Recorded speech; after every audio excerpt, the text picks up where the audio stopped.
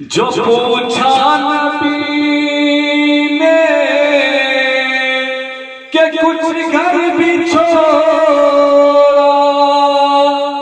जो पूछा नबी ने कि कुछ घर भी छोड़ा,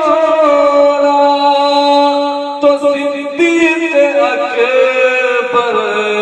के होठों पे आया वो माल दौलत की क्या है हकीकत, वो माल दौलत